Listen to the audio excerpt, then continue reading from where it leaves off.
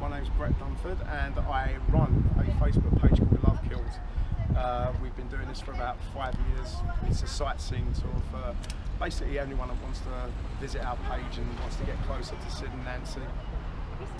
I'm writing a book called Vicious White Kid, and I'm also the writer and producer of a movie called Sad Vacation, which just came out through MVD. This is an odyssey of all the important locations of Sid and Nancy's life.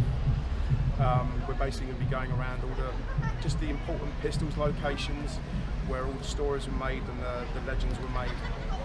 We're going to be visiting Pin Dot News, we're going to be visiting the 100 Club, we're going to be visiting Notre Dame, we're going to be visiting all.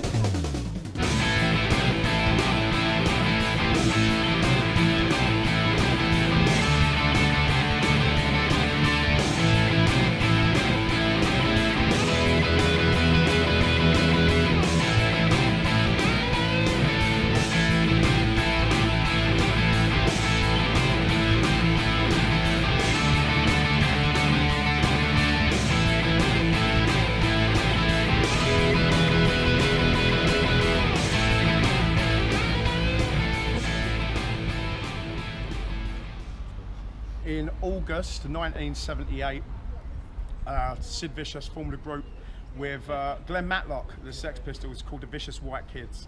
There was this big, Sid says, there was this big hoo-ha about why is it that people think we don't get along, and what can we do to remedy it? And Glenn Matlock said, well, let's do a band, and they formed the Vicious White Kids with Steve New and Rat Scabies, and the band the inception of it was here in this pub. That's where they both came to the agreement that they'd do a band, and they rehearsed, and it'd be Sid's final gigs in the UK.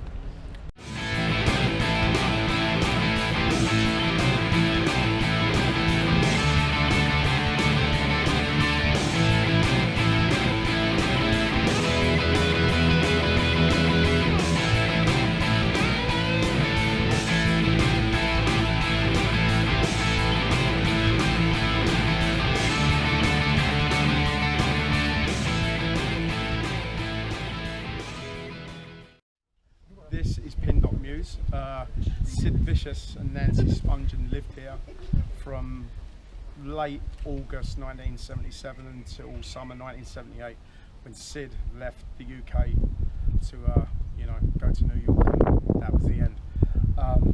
The house, from what I understand, was rented out in the name of Sophie Richmond. It was like Glitter Best, Malcolm McLaren. So people will know if they've seen the documentary DOA by Lech Kowalski, which shows Sid nutting out and stubbing cigarettes out on Nancy. That was here. The interview was conducted here in the house, number 3, basically. And here you go.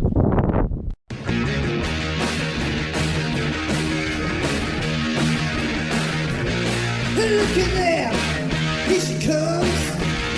Here comes that girl again.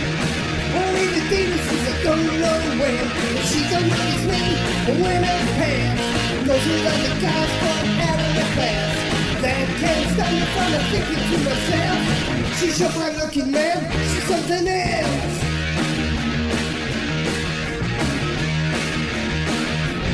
Look at there, across the street. Well, there's a car built just for me. So only car would be a luxury, but right now I can't afford the gas. Brand new convertible is out of the class. That can't stop me from thinking to myself. That car's my looking man, it's someone else.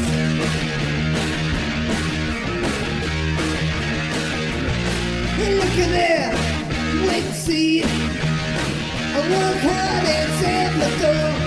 I find a car and then we'll roll it with Joe. Give me the gun with the riding around. We'll look real sharp with the white top down. Keep on dreaming and I'm thinking to myself, when all comes true, man, the weather's something else.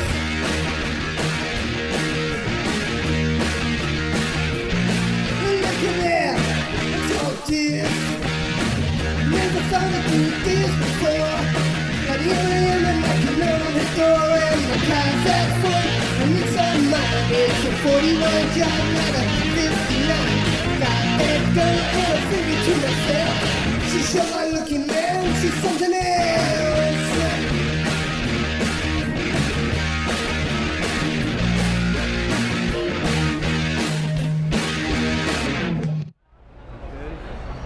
Yes, the place.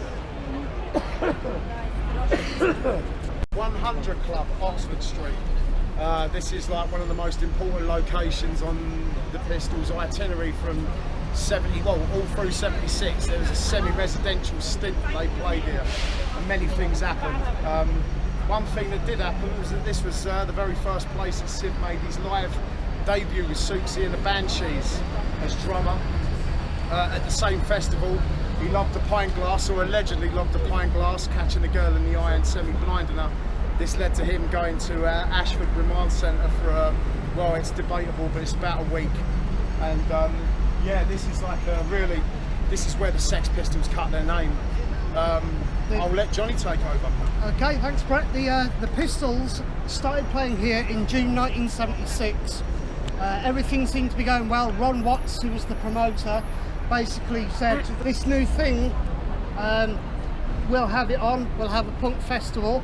The first date, which was the 20th of September 76, the Pistols played. Sid was a member of Suxy and the Banshees on drums.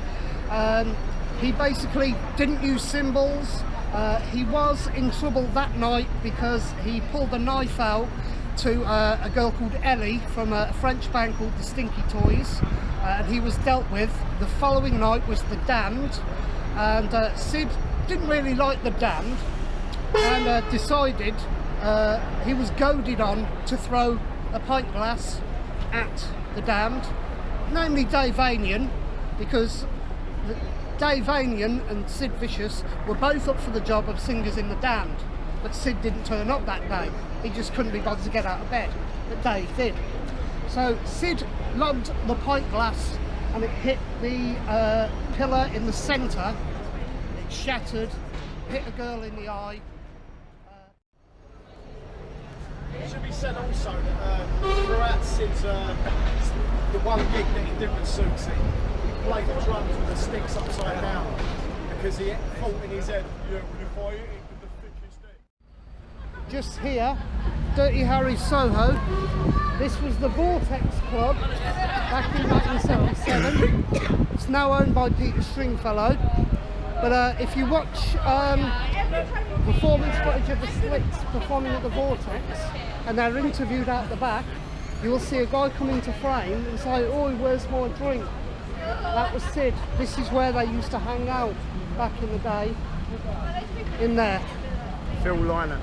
Yep, that's right. Sid met him here. All right, no way. And that's where the mutual interest began. There was also very famous pictures taken of Sid with Tony McKay from Andy McKay. Yeah. Andy McKay from Roxy Music. Yeah. Yeah.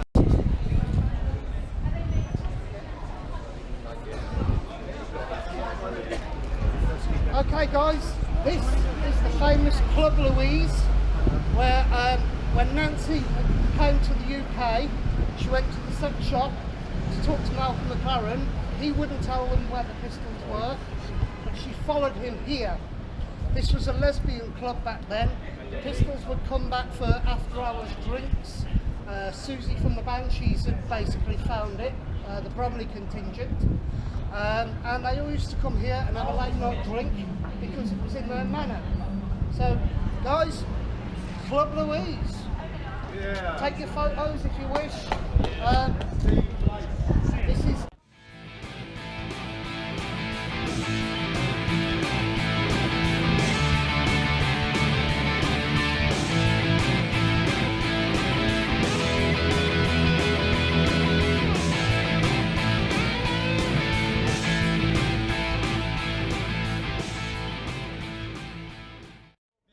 Soho Parish School on Great Windmill Street. This is where Sid went to school from the early 60s until, you know, the mid 60s. This is where he first encountered like his bullying stages, where he was called garlic breath because his mother, like, she cooked Mediterranean food, she loved Italian food, so Sid ended up loving Italian food and he ended up, you know, being picked on. Not really too much happened here in the great scheme of things, but it was the first instances where he was like, you know, instructed by teachers to like stay in line and not. It's basically a discipline thing that was happening in schools way back, and yeah, it's like it's the beginning of Sid basically. This was the Moulin Porn Cinema, which is where Steve goes into in the Great Rock and Roll Swindle. Through those doors there, just in the side, is where Temple would have been singing Who Killed Bambi. Now, the interiors were actually filmed at the Screen on the Green in Islington. So when Stevie sat down with Mary Millington, that was in Islington. But this was the Moulin Porn Cinema, where he comes to go interview the film.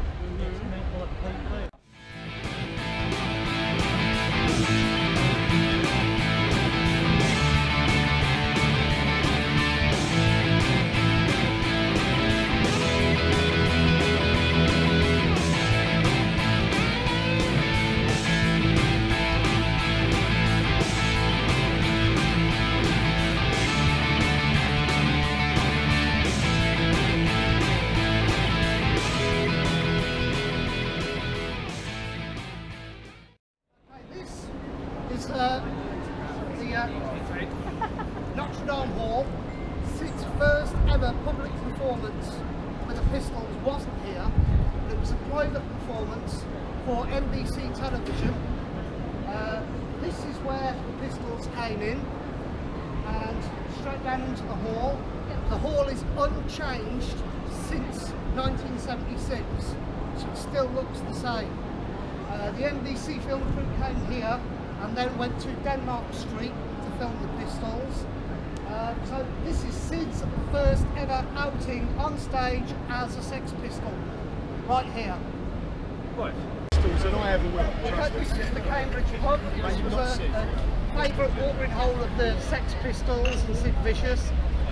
Just above up there, that window, that is where Glenn Matlock was sat, and he heard ABBA's SOS, and that was where he got the riff for Pretty Vacant. After Sid had rehearsed with the Pistols for the first time, they came here for a drink, and this is just one of the places that they used to frequent quite often.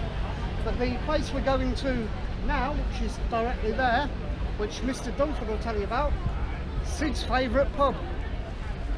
And this is the pub where a lot of Sid and Nancy was filmed outside of. Back then it was painted green. Life, everyone. Famous pub, this is where Sid and Nancy was filmed. Sid's favourite pub, he used to come in here all the time.